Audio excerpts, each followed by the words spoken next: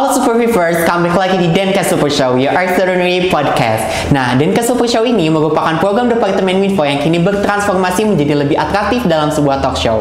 Nah, pada tema kali ini kita akan membahas sesuatu yang menarik nih. Tema kita kali ini yaitu adalah Kami Bangga. Apa sih maksud dari Kami Bangga itu?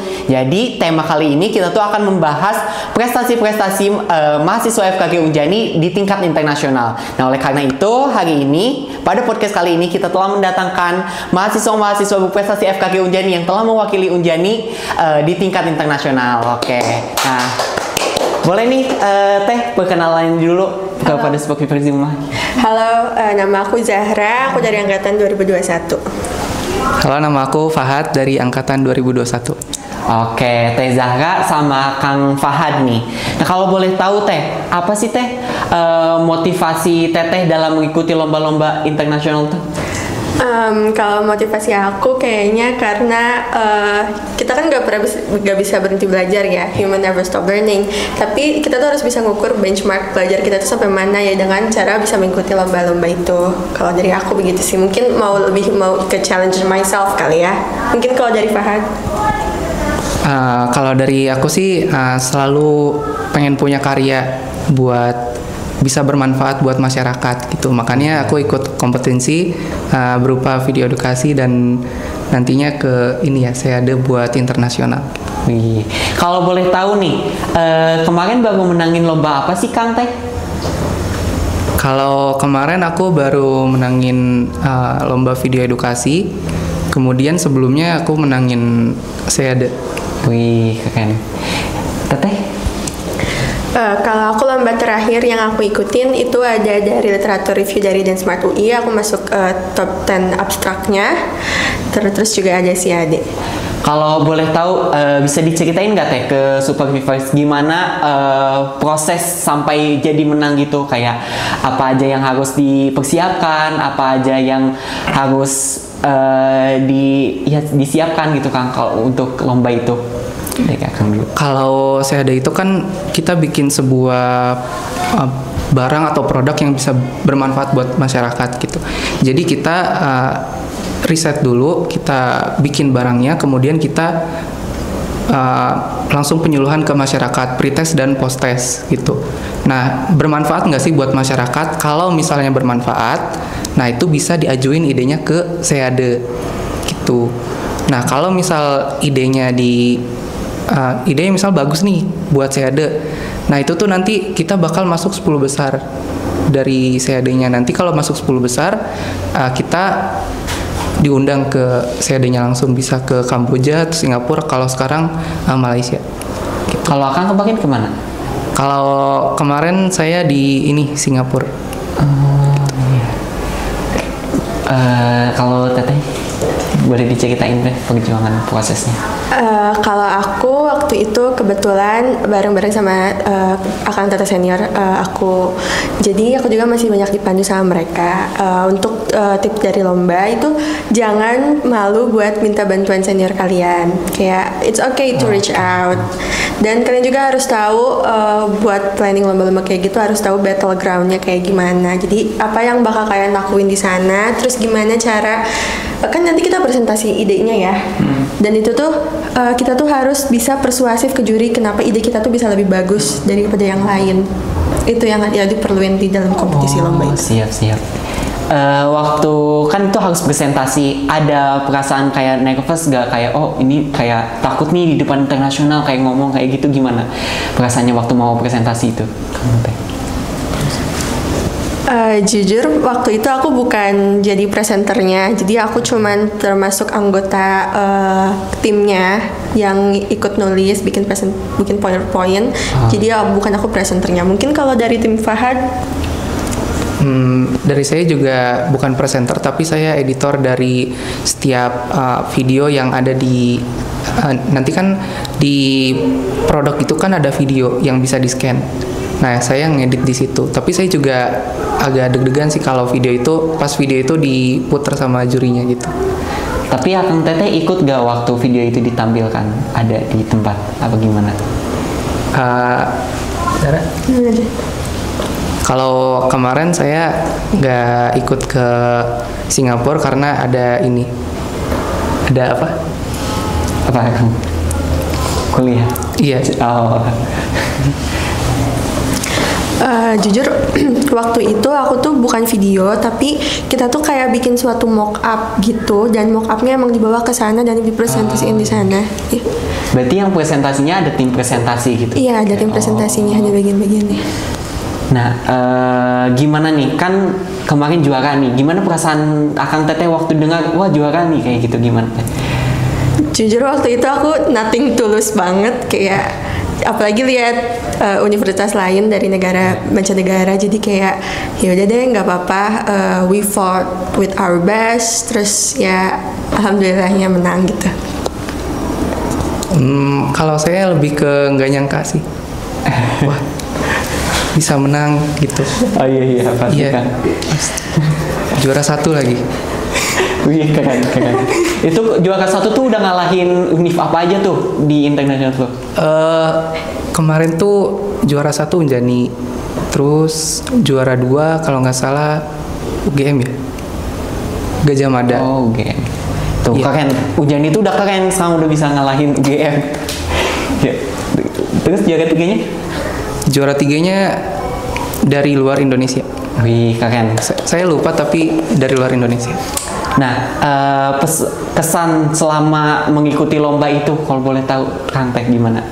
Yang paling memorable selama dari mulai proses sampai jadi pemenang itu gimana? Kesan yang paling teringat, apakah dalam prosesnya atau gimana?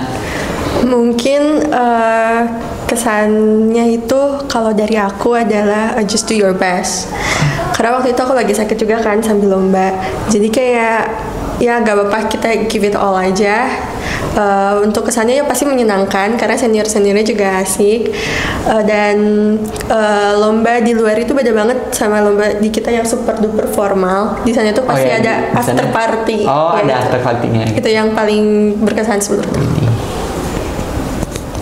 Kalau dari saya kesannya lebih ke sama sih, melakukan apa yang versi terbaik dari saya, terus saya bekerja maksimal di lomba itu dan alhamdulillahnya bisa menang. Keren. Nah kalau boleh tahu nih, kan Akang Teteh udah sampai kancah internasional nih menangnya. Nah, ada planning selanjutnya nggak untuk mengikuti lomba-lomba mungkin yang lebih besar lagi? Ada nggak Kang Teh? Dari Zahra ada. Buat saya, kan saya dari SMA itu ikut kompetensi kabupaten, pasti bertahap lah dari SMA, kemudian sekarang kuliah, naik bertahap ke tingkat nasional, kemudian alhamdulillahnya kemarin juara juga di internasional. Nah, buat sekarang planningnya ya tetap saya bakal ikut kompetensi di tahap internasional lagi, dan semoga bisa menang lagi. Amin, kita doakan. Gimana Teh? Mungkin kalau dari aku sendiri ya, kalau cek background aku suka banget lomba debat, dan mungkin planning kedepannya aku ada pingin ikut MUN lagi, Model United Nation, cuman ternyata planning kedepannya aku ada lomba buat seleksi universitas dulu di sini, baru untuk mini thesis 3 minutes thesis presentation. Mungkin semoga bisa ngasih yang terbaik gitu ya. Selanjutnya buat lomba kompetisi ke depan. Semoga Kang Teteh bisa lah jadi juara lagi di internasional nih, biar nama jadi makin harum. Nah mungkin Super Viewers tuh banyak yang bertanya kan, kayak mahasiswa FKG nih sibuk, banyak CSL, kuliah. Nah boleh dijelasin nggak Kang Teh, seberapa penting sih lomba ini buat mahasiswa FKG mengikuti lomba ini?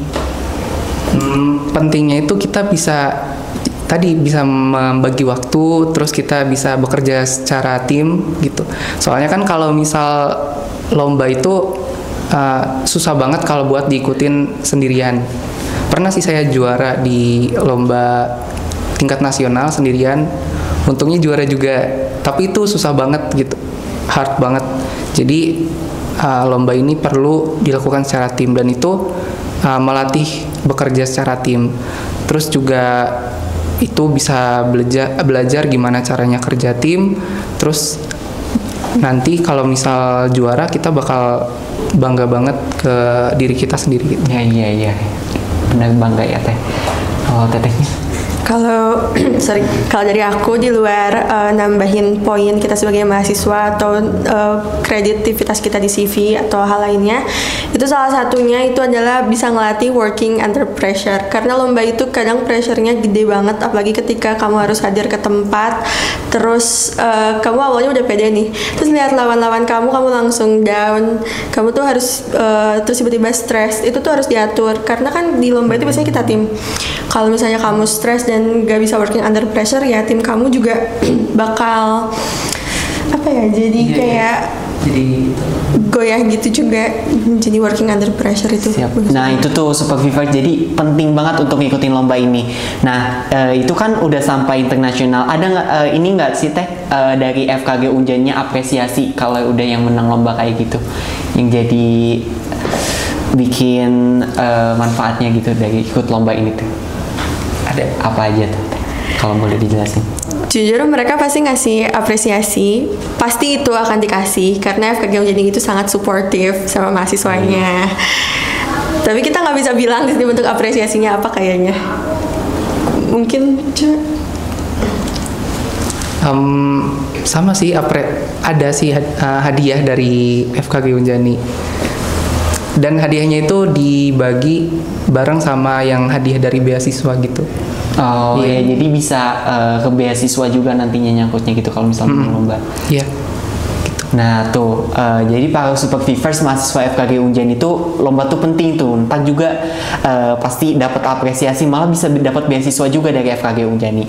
Nah kalau misal ngomongin tentang bagi waktu kayak yang tadi Kang Fahad bilang, gimana sih cara bagi waktunya? Kan kayak FKG sibuk nih. Cara untuk mempersiapkan lombanya di kala tengah kesibukan itu gimana, Kang Teh?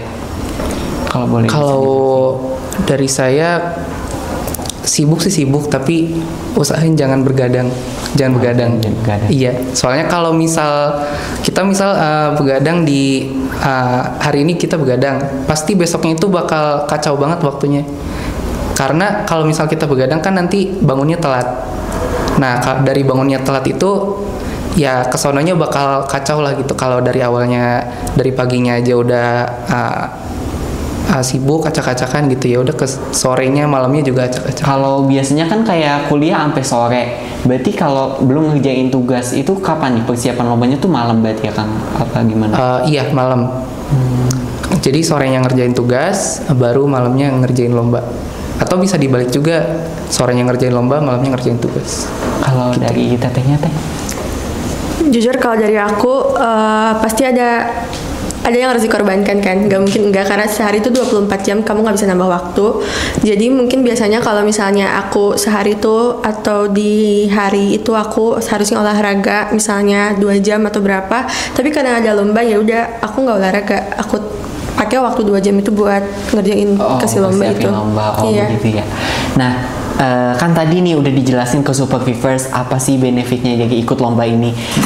Boleh nggak teh Kang dikasih tipsnya gitu biar Super Vivers di rumah yang belum pernah mengikuti lomba ini menjadi semangat gitu buat ikut lomba-lomba lagi, buat bawa Unjani ke tingkat internasional tuh, boleh nggak Kang teh dikasih tipsnya gitu, tips agar semangat mengikuti lomba? Kalau menurut aku do or die aja sih.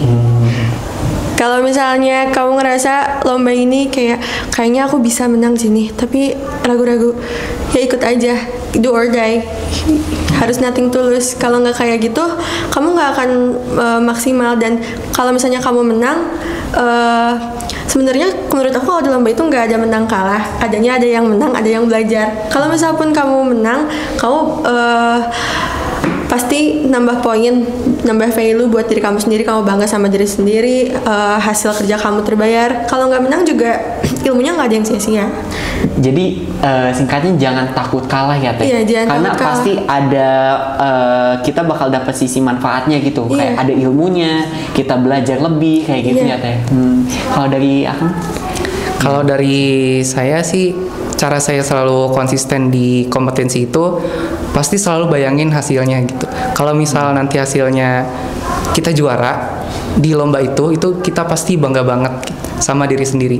Pernah saya ditawarin job di luar fakultas, ada job editing segala macam, tapi saya tolak karena saya lebih milih kompetensi, karena pas kita juara di kompetensi itu berarti kita udah terpilih menjadi salah satu yang terbaik, bahkan yang terbaik kalau misal juara 1 gitu. Dan itu bakal bangga banget buat kita gitu. Oh iya tuh. Wah, bagus juga nih tipsnya. Jadi harus do or die. Jangan pernah takut kalah karena namanya kompetisi ya, Teh. Kita kalau misal kalah juga kita bisa dapat ilmunya kan, Teh. Nah, gitu. Kalau tadi kan Akang Teteh tuh ikut lomba ada CL tadi. Nah, itu tuh dapat infonya dari mana sih, Teh? Kayak bisa tahu ada lomba itu dan bisa mengikuti tuh info-info lomba itu seperti itu di mana sih, Teh? Ini tricky banget sih, tapi jawabannya adalah kalian harus cari sendiri. Karena biasanya yang nyelenggarain lomba itu univ-univ kan, mereka itu punya Instagram lombanya sendiri. Kayak misalnya Trisakti punya Dance-Smart, ya berarti kalian harus sering pantengin Dance-Smart atau punya satu akun yang nge-follow info-info lomba dan info fakultas mereka yang acaranya nyediain lomba-lomba gitu. Jadi harus inisiatif sendiri gitu ya, Teh? Nggak bisa, ya. Oke. Kalau Akang dapat info lombanya dari mana, Kang? Kalau saya biasanya dari IG, dari setiap penyelenggara lombanya, sama biasanya dari BEM FKG Unjani juga ada kan info lomba. Iya, saya juga suka mantengin juga di situ. Terus dari ketua angkatan juga suka ngasih info lomba. Dan biasanya penyelenggara lomba misal dari universitas mana gitu, itu biasanya panitianya ada yang ngecat saya buat ngundang gitu, buat ikutin kompetensi itu. Nah, biasa kalau udah dapat info lomba itu kayak pengen ikut nih, biasanya kan itu harus tim ya. Nah, biasanya Akang Teteh tuh ngajak temen deket apa gimana, Teh? Apa yang sekiranya gimana? Kalau saya ngajak temen dekat atau minimal udah pernah satu project lah sama orang itu. Soalnya biar chemistry-nya kuat juga. Biar enak juga gitu. Ya.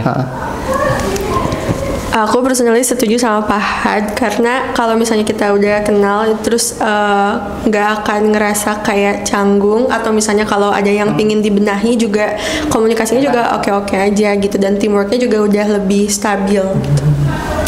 Nah, mungkin dari pembahasan kita nih dari tadi, boleh nggak sih sebelum kita tutup nih, kasih satu motivasi harapan buat Supervivers di rumah gitu, buat mengikuti lomba, atau yang motivasi, Kang Teh? Boleh.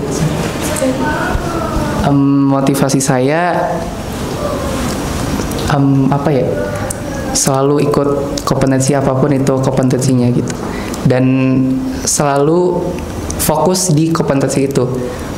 Jangan banyak tergoyah dengan hal lain gitu. Fokus aja di kompetensi itu, jangan terlalu jangan terlalu banyak terdistract lah sama yang lain gitu. Oh iya. Fokus sama satu lomba itu aja. Oke, jadi intinya fokus ya, Teh? Iya. Kalau dari Tetehnya? Kalau dari aku sendiri sih, do it for yourself. Kesempatan tuh nggak akan datang 2 kali. Jadi kalian kalau misalnya ragu-ragu, mending kalian ambil, karena lebih baik kalian nyebur daripada kalian gak nyebur. Dan sambil bertanya-tanya, kalau misalnya aku ikut itu aku menang gak ya gitu.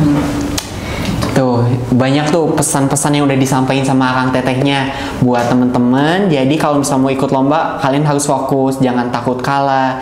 Dan pokoknya tadi tips-tips dari Akang Tetehnya pokoknya dicatat ya, Supervivers. Nah, mungkin sekian pembahasan kita hari ini, Kang Teh. Terima kasih Teh Zahra, Kang Fahad yang udah menyempatkan waktunya datang pada podcast kali ini. Mungkin sekian podcast kita kali ini. Terima kasih Kang Teh, terima kasih juga teman-teman di rumah yang udah nonton.